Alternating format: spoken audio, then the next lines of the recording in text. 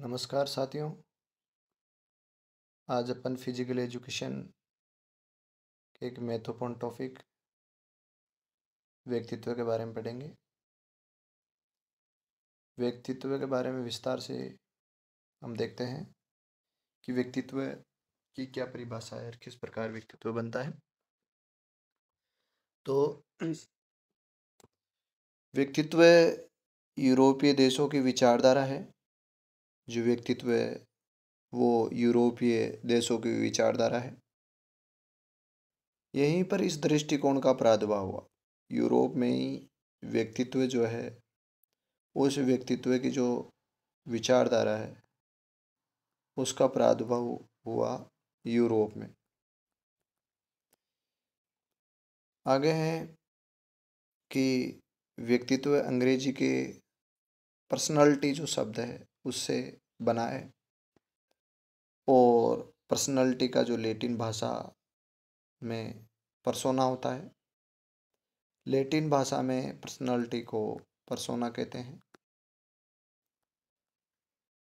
और इस प्रकार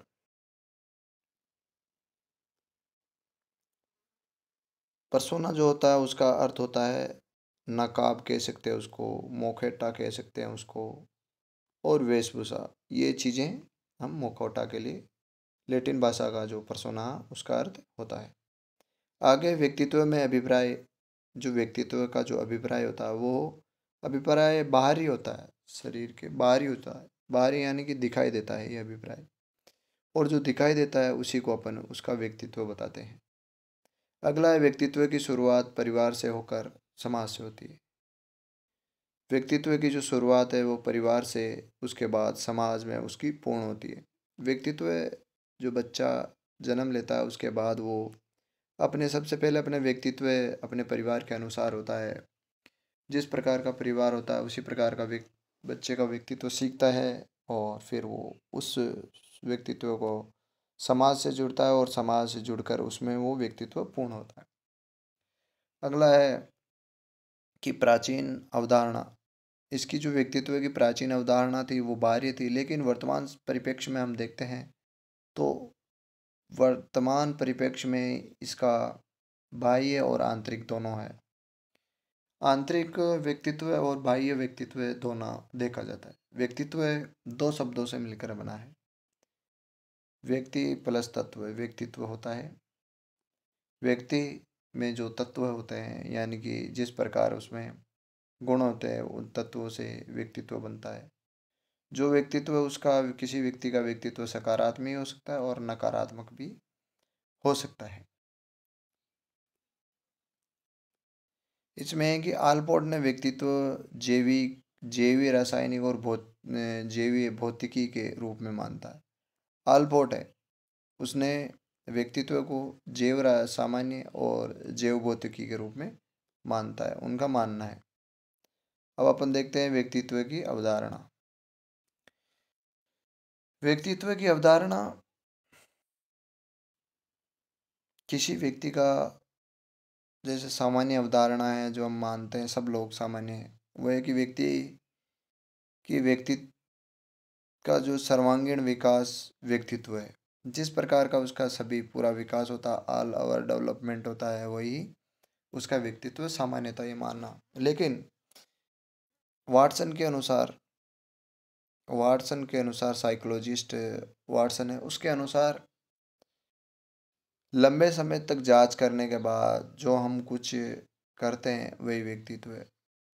किसी व्यक्ति के बारे में हम सोच विचार करते हैं, उसके कार्यों को देखते हैं, उसके जांचने परखने के बाद हम कुछ करते हैं, कुछ सोचते हैं, उसके बारे में मनोदशा बनाते हैं, वो उसका व्यक्तित्व है। अगला है गिलफोर्ड। गिलफोर्ड के अनुसार व्यक्तित्व जीव के गुणों का मिश्रण होता है। ये बात ठीक है कि व्यक्तित्व जीव वो जो व्यक्ति होता है उसके जो गुण होते हैं उन गुणों को मिश्रण को मिलाकर जब हम सोचते हैं उसके बारे में तो समझ पाते हैं कि उसका ये व्यक्तित्व है। अगला है केटल। केटल के अनुसार व्यक्तित्व के बारे में जान पाते हैं कि व्यक्ति किस प्रकार का है और वो किस प्रकार कार्य करता है। जिस प्रकार के कार्यशैली व्यक्ति की और किस प्रकार होता है उसकी मनोदशा, उन चीज़ों को समझकर हम व्यक्तित्व के बारे में जान पाते हैं, ये केटल का मानना है।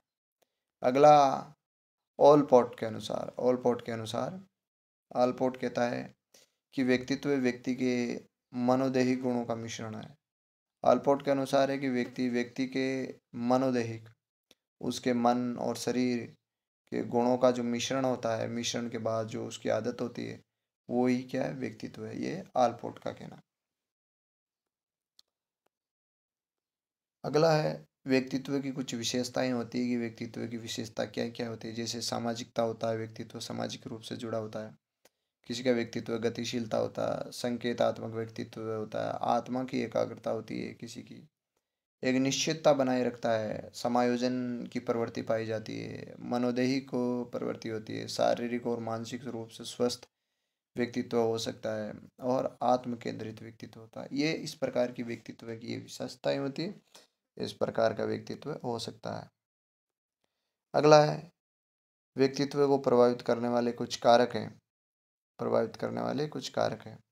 जैसे कि व्यक्तित्व को एक वातावरण होता है, उसके पास पास में वो वातावरण है, उससे व्यक्ति को प्रभावित करता है और व्यक्ति का उसी प्रकार का उस वातावरण में ढलता है और वो व्यक्तित्व बनता है उसका।